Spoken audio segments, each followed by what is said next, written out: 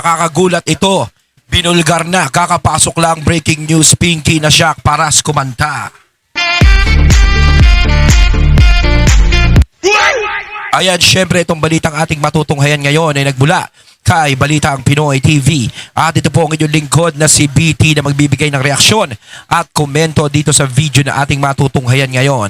At huwag na natin pagtagalin at sabay-sabay na nating panoorin ang laman ng video na hatid sa atin ni Balitang Pinoy TV at bibigyan natin ng reaksyon ng balitang ito. Pasok! Narito, Balitang Pinoy TV.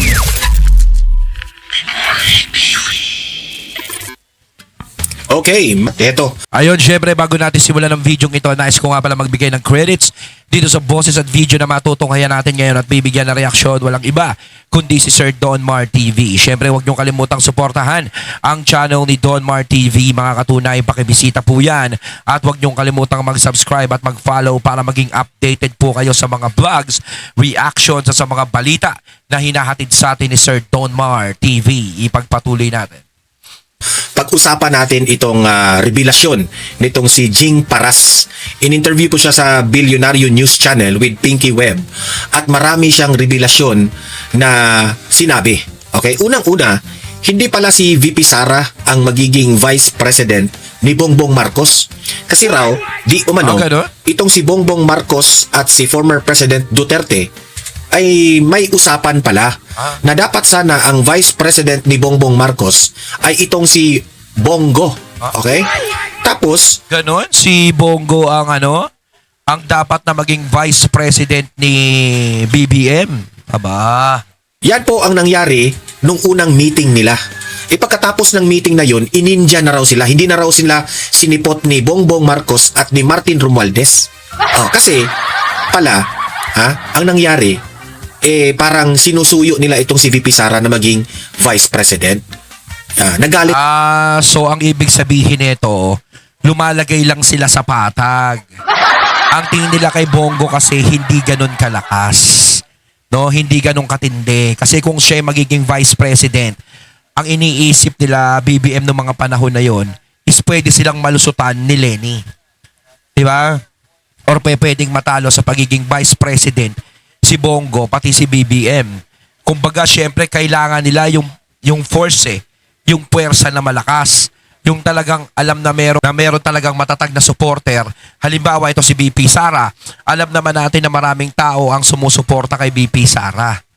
'Di ba? So yung mga taong sumusuporta kay BP Sara, kapag sumama si BP Sara kay BBM noong mga panahon na yon, mas lalong madadagdagan at nakita naman natin kung paano nila ilang paso si Leni noong mga panahon na yon, tsaka yung ibang mga tumakbong pagiging presidente, pati sa pagiging vice president, nilang paso nila lahat. Kumbaga parang naniniguro sila BBM noong mga panahon na yon na syempre kaysa si Bongo ang kunin natin, bakit hindi na lang yung anak mismo? Di ba? Kasi kapag yung anak mismo si BP Sara, iba yung impact sa mga tao nun pag si BP Sara eh. Kasi gusto nga nila matalo si Leni. Kasi alam natin natalo ni Leni si BBM sa pagiging Vice President. Kaya hindi imposible na matalo uli siya ni Leni. Di ba? Kaya ganun yon. So nanigurado na sila. Ayan. Pala itong si former President Duterte sa ginawa ni Bongbong. Trinahidor si FPRRD o si Tatay Digong nitong si BBM at si Martin Romualdez. Kasi yun ang usapan sana. Ang tandem ni Bongbong Marcos ay si Bongo sana. Pero sinaging si BP Sara, di ba? Kasi yun pala, in-underground na pala nila si BP Sara through Amy Marcos. Yun ang nangyari daw. Nasabi po ito ni Jing Paras kasi dito sa claims o aligasyon nitong si Madriaga nangyari noong pandemic na di umano bagman siya ni VP Sara, tapos nagbibigay raw ng pera si Duterte sa kanya. Sabi ni Jing Paras, malabong mangyari po ito. Kaya nabanggit niya, sabi nila, nangyari naman ito nung 2016 election, ganun, ganyan. So, malabo pa rin kung tutuusin, kung i-analyze nyo. So, dito sa vlog na ito, ipapaliwanag lahat-lahat ang nangyari before. Okay? Patungkol kay VP Sara, Bongbong Marcos at ni FPRRD, pati itong si Bongo.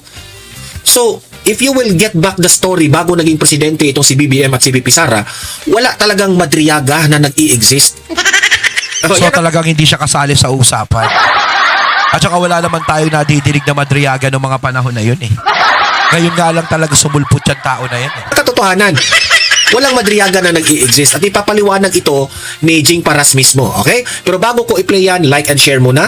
At sa mga Ayan, hindi pa like and nakasubscribe, share. Don't subscribe na po forget. kayo, okay? O heto po, panoorin natin at pakinggan natin itong si Jing Paras, okay?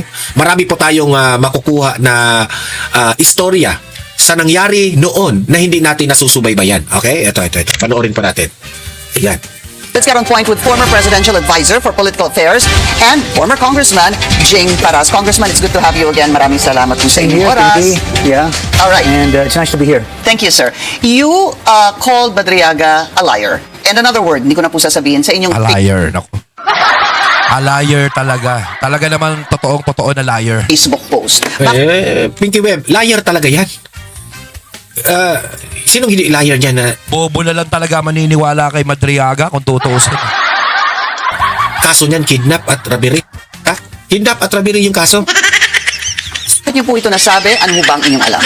Well, by his affidavit alone, you know. Itong si Jing Paras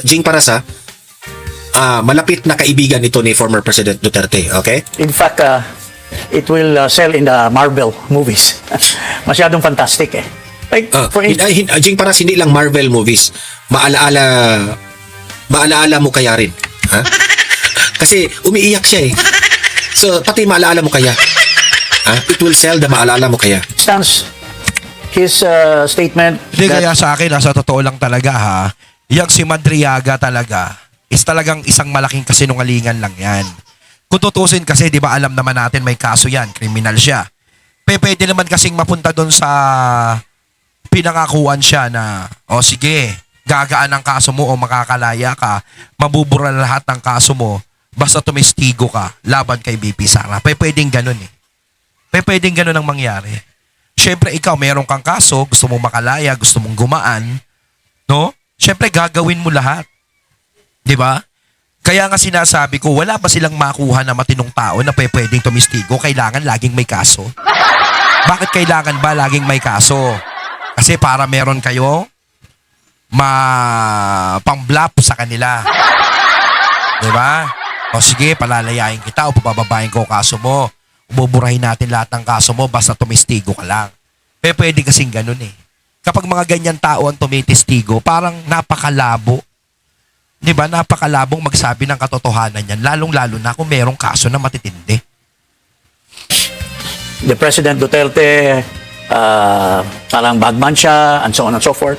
You know, this happens during the COVID eh. And I don't know, I mean, I'm just wondering, napaka-strict nung and very stiff yung security. Paano siya Penetrate doon sa grupo. and why of all people, a criminal like that, he's been convicted in the past in 1999, got convicted, na acquit lang siya sa Supreme Court, but why would the president, no? I've known the president for so long.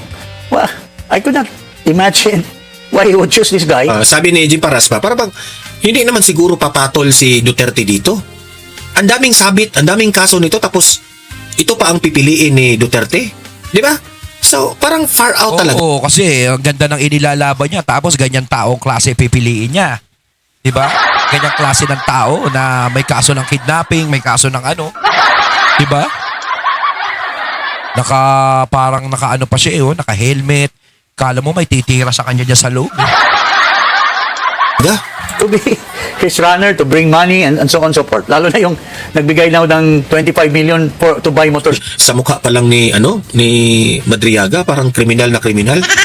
Pasensya na po Kitang-kita mo talaga sa mata na trahidor eh. Title, what for? Anong kailangan? Para daw sa kampanya ni then tumatakbong Mayor Sara Duterte. But that's a false statement because he said 2020 pa. Sara was never contemplating to run for president in the first place in fact, katakot-takot nga ng appeal namin, even GMA, even Governor Del Rosario, sila Claudia Bautista, who are very close to her, ayaw niya talagang tumakbo So, it was just a surprise why she ran for Vice President. Who she Oh, ran? hindi lang, Talagang dito nakikita natin talagang hindi talaga, no? Ayaw talaga ni VP Sara tumakbo sa mataas na posisyon. Mas kontento na siya sa pagiging mayor at gusto niya talaga magsilbi sa Davao lang. Kaso nga lang, di ba, kinulit siya na itong mga to, ng mga, no? Ng mga Marcos para lumakas ang kanilang dating sa tao. Di ba? Kumbaga, ginamit din si VP Sara dito. Kaya ako yung pinagsasabi ni Gadon na si Sara Duterte ang pinapanalo lang ng mga Marcos. Diyos ko naman. Kung pinapanalo ng mga Marcos si Sara Duterte, bakit kailangan pa nilang suyuin si Sara Duterte? Eh, nandiyadyaan naman pala si Bongo para maging vice president ni BBM. lang nasusurprise. Taong bayan rin na-surprise. Ay, bigla kang sumali? Sino ka? For Vice President, according to Madriaga, was because pumayag daw si FPRRD na maging tumakbong Pangulo si BBM at si Mayor Sara bilang Vice President at magkakaroon ng pagpalit ng pwesto o pagbaba sa pwesto sa midterm And o that's the 2025. most fantastic. Jan, siguro, Pinky, I will share. And for the first time, I will reveal the real... Ito yung mga panahon na okay pa sila, no? Buong akala talaga natin, solid na solid sila sa ganyan, eh. Isa lang palang pagiging, isa lang palang imahinasyon yan. The real Eto na ha. Ikwento na ni Jing Paras ang tunay na nangyari. score here. No? It came from the mouth of PRRD during the time when Bongo was supposed to run for president. We were all in the in Malacanang with all the governors, no? Tapos all the governors were made to speak to support Bongo because he filed already a candidacy for president. Sa PDP po ito. Oh, PDP. Tapos, everybody supported except 2 governors. Ang feeling namin talaga, Bongo will win over Bongbong. But, Bonggong. bigla na lang naglaho dahil ayaw na ni Bongo, nag-withdraw siya. So many were disappointed. So we were on the side. I was with PRRD and what's his name? Governor Presby Velasco. Then I asked Marinduque. I asked he was the president of the Governors League. I asked the president, Mayor, hindi na ba natin makumbinsiyan si Bongo? Kasi wala tayong panglaban eh. Sabi niya, hindi na siguro. Sabi ko, paano si Inday? Sabi niya, nagmura si Digong. Sabi niya, kasi itong... Okay, sir. Medyo wag na po natin sabihin sorry. yung mga salitang gano'n. Okay. I'm sorry. Nagmura po siya. and then Nagmura he said- siya and parang he said na ito kasi traitor ito si Bongbong at saka si Martin. Ayun. Yun ang pinakauna ha. Remember, at Kumbaga parang inisahan lang sila. Parang pinaasa lang sila. Kumbaga parang sumasandal sila kung sino ang malakas. Kaya nakuha na nila yung gusto nila, biglang iniwan si VP Sara sa ere. that time, kaibigan pa si Duterte at si BBM, pati si Martin Romualdez. Okay? This time ha, at that time ha, kaibigan pa sila. Ito yung kauna-unahang pagkakataon na trinaydor nitong dalawa nito, BBM at si Romualdez. Kaya, may idea na si Duterte na itong dalawang taong to, mga trahidor talaga.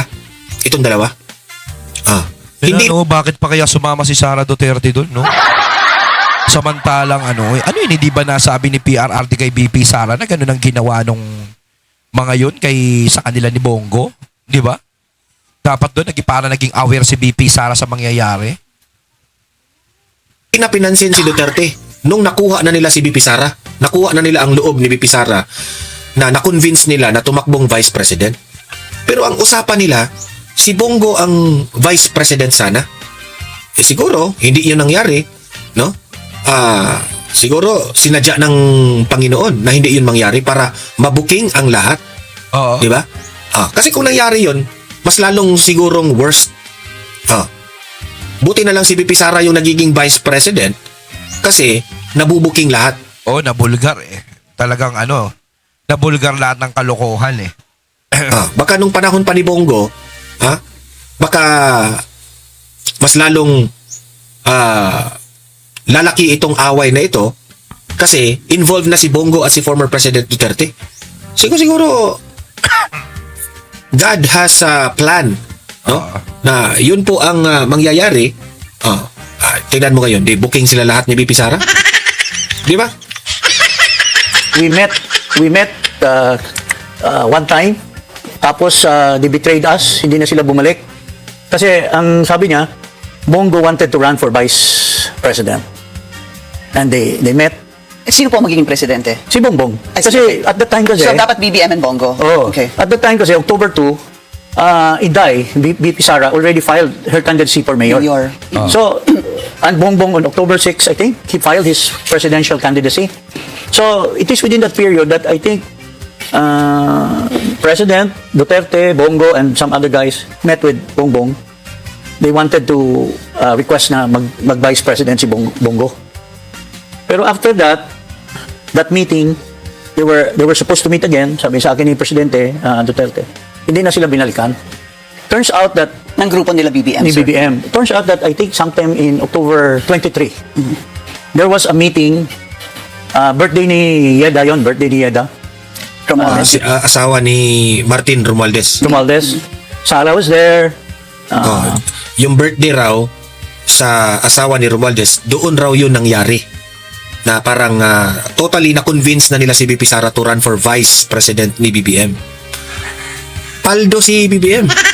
Ang swerte ni BBM dito Kumbaga Oh, parang kasi- naging BP Sara. kumbaga parang naging sigurista sila ng mga panahon na yun. Diba? Halata naman, gusto nilang makasiguro. Kahit naman siguro si BBM, alam niya sa sarili niya, malakas si Lenny noong mga panahon na yun.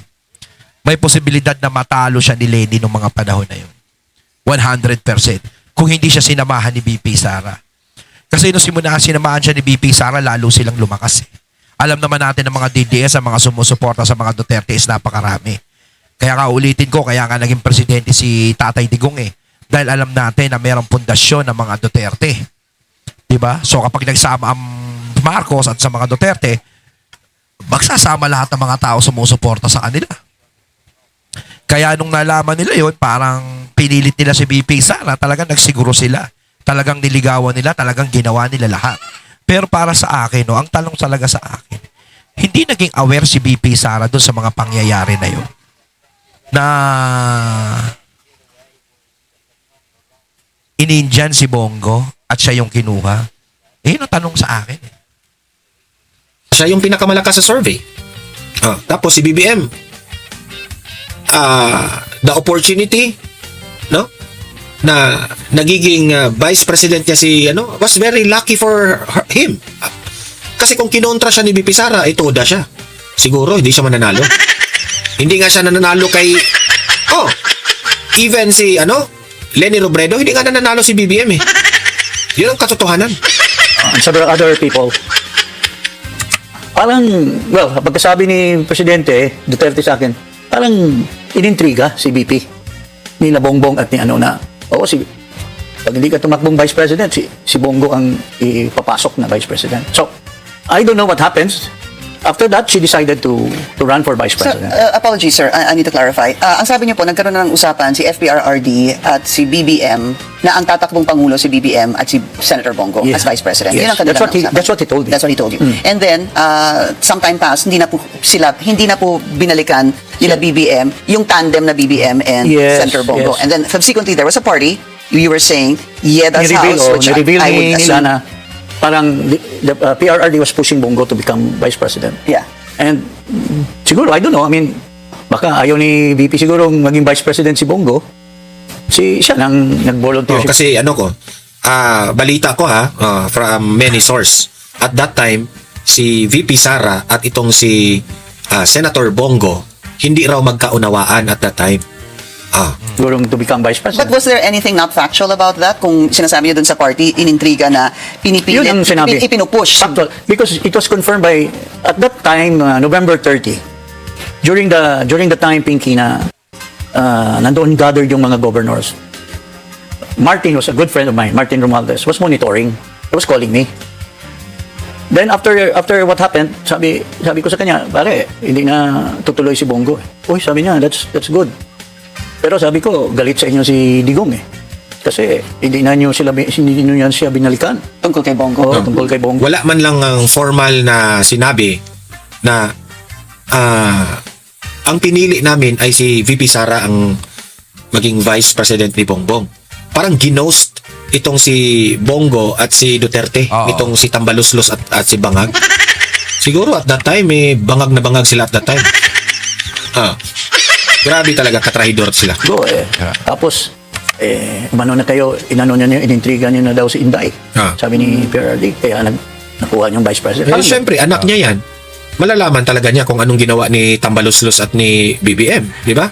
Kasi syempre yung mga tauhan ni VP Sara at mga tauhan ni Tatay Digong, magkaano lang yan, magkasama lang yan eh. So, lalabas talaga yung usapan na yung mga trabahante ni VP Sara, sasabihin na, ayun, na-convince na si VP Sara na to run for vice president. Masakit yun kay Tatay Digong kasi trinidor siya. That's how I took it from PRRD. And yun po talaga ang kwento niya sa'yo. Yun po yung Yes. mga sinabi niya ng salita. Yun, yung Now, mura tapos siya, in etc. relation to this Madariaga, that's why I'm saying to you na that would not happen, yung term sharing. term sharing, because since that time, hindi nag-uusap si PRRD at saka si Inday, nagkatampuhan na. Because of, Kumbaga parang ganon, yun siguro. Kaya hindi para naging aware si BP Sara dahil hindi na sila nag-uusap. Para nagkatampuhan. Ay, naku, hirap talaga pag hindi. Yan tuloy, hindi naging aware si BP Sara. her deciding to run for Vice President for because BBM. PRRD saying, bakit naman mananalo naman siyang presidente, bakit siya magdagdag mong vice president? That's what he put. Totoo yan. Kung makakalaban siya ni BBM, may posibilidad na manalo si VP Sara bilang presidente. Totoo yan. No? Sayang. told me. I was with Presby Velasco at that. Pero wala tadhana lang talaga nakakaalam sa mga mangyayari. We were convincing President Duterte kasi na Hindi ba tatakbo din dapat si FPRRD bilang Vice President? That was sa also umpisa an yun, option. Pinky, sa Opo, umpisa yun. hindi ba? Kaya nga, I think, siguro, because of PDP's maneuver at that time, Bongo for President, Duterte for Vice, kaya natabangan siguro si Vice President Sara na bakit pa ako makikisali dyan? So, mag-mayor na lang ako sa Davao. So, that's how it...